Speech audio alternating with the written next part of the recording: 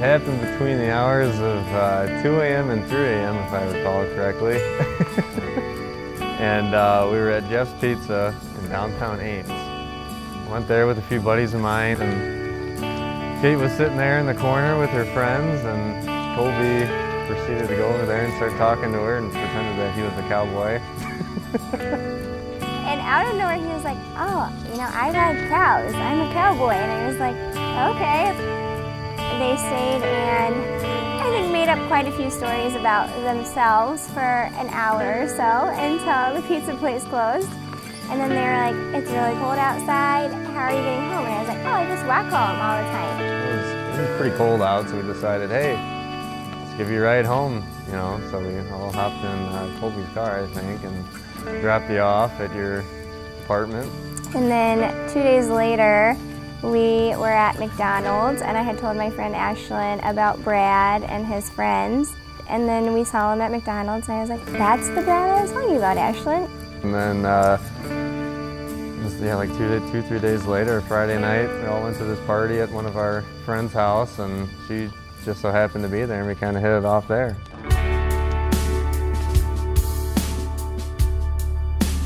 After that, we kind of just ran into each other still, and we talked a little bit, but we weren't going on any dates. And then he brought his friend Doug into Old Chicago. I think that's when we were like, oh, I think we're gonna go out later tonight. And I had a big truck back in the day, and there was some spot in Ames that we always would go to, and like, hey, you know, if you're interested, we're going later. And then I was like, yeah, I mean, in my hometown, it was usually me driving, which Brad acts like he has no faith in my driving, and I'm a great driver. I think I remember you had your hair pulled back, and you hopped on in. I was like, oh boy, here we go. We started following Colby out somewhere, some field, and we were kind of tearing it up in one corner, and I think that's when I kind of looked over and I was like, you know what, I'm gonna let you drive. You know, so we hopped out, swapped places, and then she got behind the wheel, and we were kind of just talking and following Colby wherever he was going. And I think we were just deep in conversation when all of a sudden we both looked back up and he was stopped. Slammed down the brakes. I had my ball in my arms like this, and I'm like, oh God, that was close. I was like, all right, we're gonna do the old switcheroo back.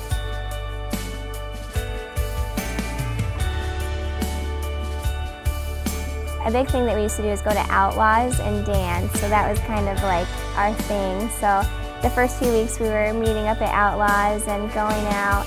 And then I think life just got really busy because I was working a full-time job, we were going to school. Then it was the second semester of senior year, the last semester.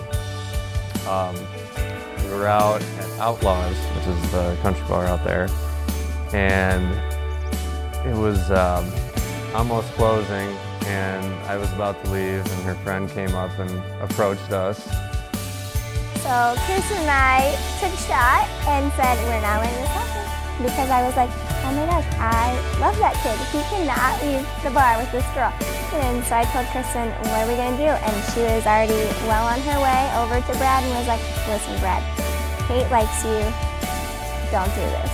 And Brad was like, oh, you guys wanna come over for pizza? Because that's where I'm going. So she came over with her and her other friend, and my friends were all there in our apartment, and just spent the night talking away and kind of rekindled the flame. And then she actually went to Fashion Week in New York that next day, I believe.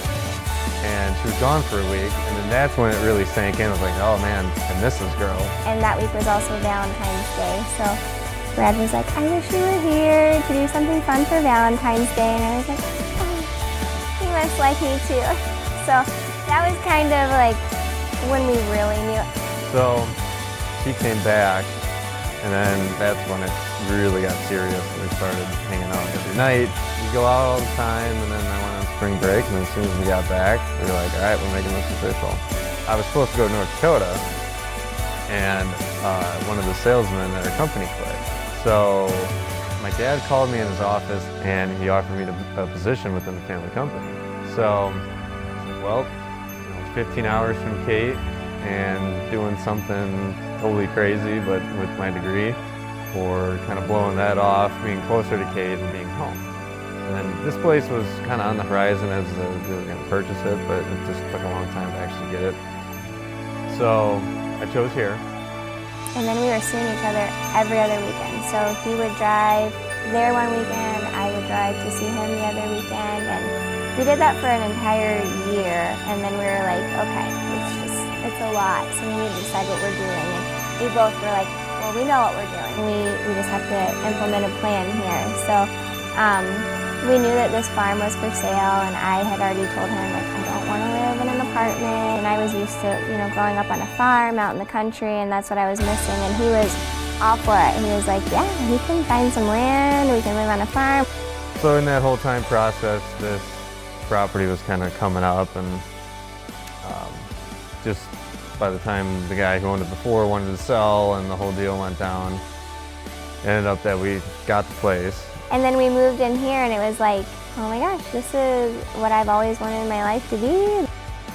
As soon as we opened the door, we walked in and we were ripping out carpet and we were doing all these different things, and we ended up gutting the whole place. And when I first saw it, it was like a very outdated old farmhouse, which is kind of what I love. So I wasn't like, oh no, I'm not moving in there. But Brad's family was like, she's not gonna love this. We gotta start redoing it right away. And I was like, oh no, this is like totally my element. And I don't think Brad really fully realized that it was totally my element, because when we went back to Iowa and got 2 goats right away, he was like, oh yeah, we're gonna have 2 pet goats. It's gonna be awesome. And then we had 10 pet goats, and he was like, oh my gosh.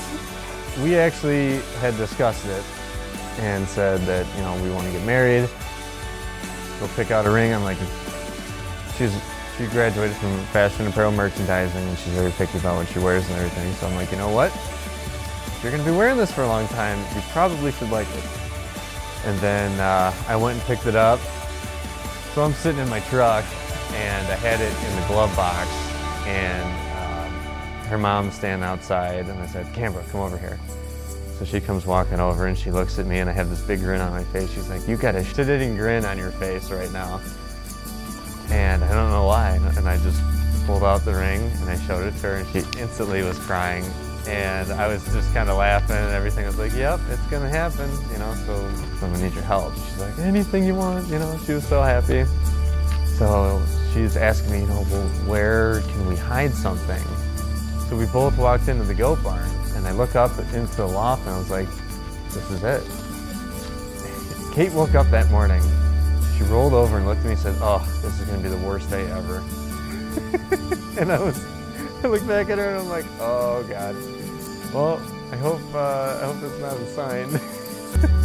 So I go to work, and I just can't even think, you know. I'm looking at all my emails, and it's just so like, I need to put this thing up, I need to execute this tonight.